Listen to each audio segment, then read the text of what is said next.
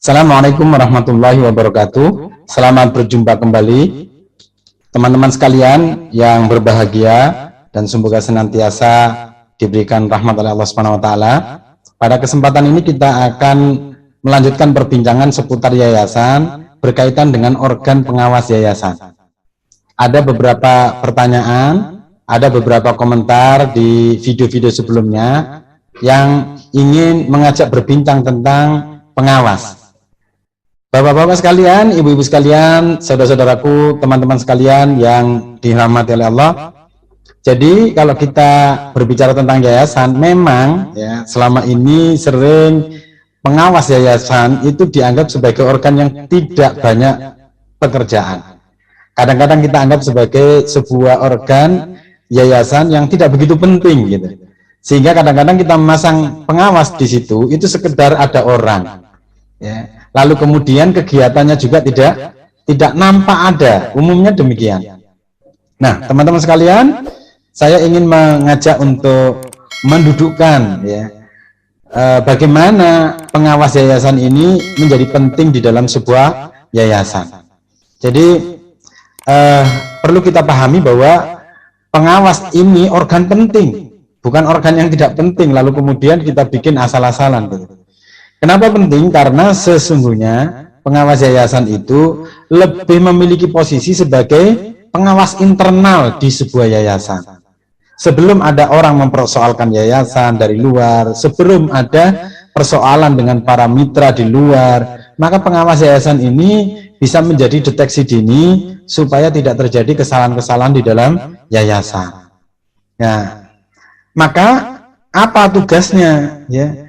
Tugasnya ini dia bisa memberikan penilaian kepada pengurus, ya. Bahkan untuk mencegah kesalahan atau tindakan yang merugikan, ya, biar tidak terjadi lebih parah di sebuah yayasan, dia bisa memberhentikan pengurus. Tapi yang seperti ini jarang terjadi. Nah, kalau dia mengeluarkan surat pemberhentian, ya, biasanya ini sifatnya surat pemberhentian sementara pada pengurus, maka itu sah di hadapan hukum. Ya.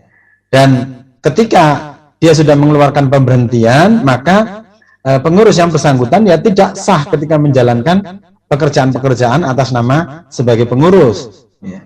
Ketika sudah dikeluarkan pemberhentian itu.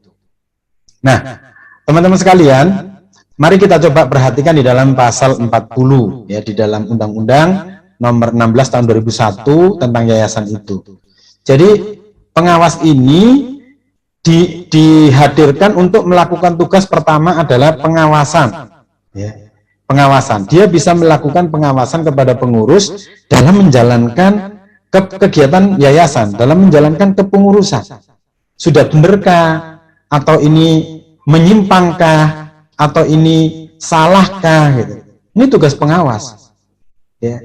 Dan yang kedua, di samping itu dia juga bisa memberikan nasihat kepada para pengurus. Ketika dia melihat penyimpangan, kesalahan, maka dia punya tugas untuk memberikan nasihat kepada pengurus. Ini disebut tugas, yaitu memberikan pengawasan dan nasihat. Ya. Artinya apa? Hadirnya pengawas ini mencegah kesalahan yang lebih fatal, mencegah terjadinya penyimpangan yang lebih fatal, sehingga ketika ada deteksi dini terhadap sebuah penyimpangan atau kesalahan, maka dia hadir untuk memberikan nasihat ya, untuk diperbaiki. Nah, karena sifatnya ini mengawasi dan memberikan nasihat, maka kadang-kadang kemudian tidak begitu dianggap ya, tidak begitu dianggap pentingnya. Karenanya maka di dalam undang-undang ini diberikan juga kewenangan kepada pengawas supaya pengawasannya dan nasihat-nasihatnya itu didengar oleh pengurus. Ya. Itu bisa kita lihat di dalam pasal 43, teman-teman sekalian. Di pasal 43 itu, ya, pengawas diberikan kewenangan untuk bisa bisa melakukan pemberhentian sementara kepada anggota pengurus. Ya. Tentu dengan menyebutkan alasannya. Jadi pengawas yayasan ini bisa mengeluarkan surat pemberhentian sementara kepada pengurus dengan alasan-alasan yang dijadikan dasar pemberhentian itu. Ya. Nah, kalau sudah dikeluarkan surat pemberhentian ini, maka itu sah pemberhentian sementara ini. maka pengurus tidak boleh melakukan tindakan atas nama yayasan di masa pemberhentian sementara itu. Nah, pemberhentian sementara ini teman-teman sekalian berlaku 7 hari saja. Nah, paling lambat 7 hari ya setelah surat pemberhentian sementara, tentu surat pemberhentian sementara ini harus disampaikan secara tertulis, dilaporkan kepada panitia, kepada pembina. Nah, dalam rentang waktu 7 hari itu, pembina punya kewajiban untuk memanggil pengurus, mengklarifikasi. Pertama adalah memberikan hak jawab kepada pengurus untuk memberikan pembelaan atas catatan pengawasan yang diberikan oleh para pengawas sehingga dilakukan pemberhentian sementara itu. Yang kedua, memberikan ruang klarifikasi, ya, sehingga dengan pembina memanggil pengurus yayasan ini atas klarifikasi terhadap surat pemberhentian sementara itu, maka pembina nanti akan bisa melakukan 2 hal. Dia mencabut pemberhentian sementara karena sudah terklarifikasi dan tidak terjadi kesalahan yang membuat dia harus dihentikan, atau diberhentikan betul ya, oleh pembina, karena yang berhak mengangkat dan memberhentikan pengurus itu sebenarnya adalah pembina. Nah, tetapi pengawas punya hak untuk memberhentikan sementara.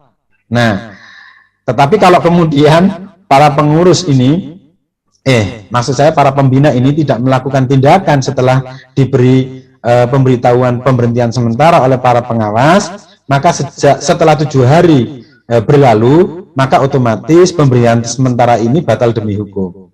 Nah, tetapi di masa pemberhentian sementara itu hati-hati, pengurus jangan sampai melakukan tindakan hukum atas nama pengurus yayasan. Kenapa? Karena dia sudah pada posisi diberhentikan, meskipun sifatnya sementara. Ya, ini kalau ada orang yang mempersoalkan, misalnya ketika diberhentikan sementara dia melakukan tindakan hukum, ya, untuk atas nama yayasan, maka itu ilegal dan bisa menjadi persoalan di kemudian hari.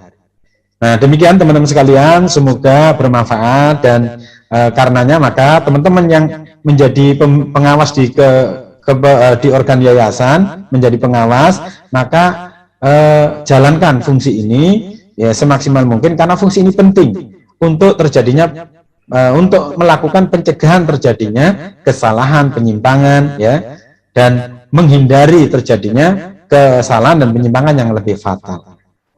Semoga bermanfaat. Sehat selalu. Assalamualaikum warahmatullahi wabarakatuh.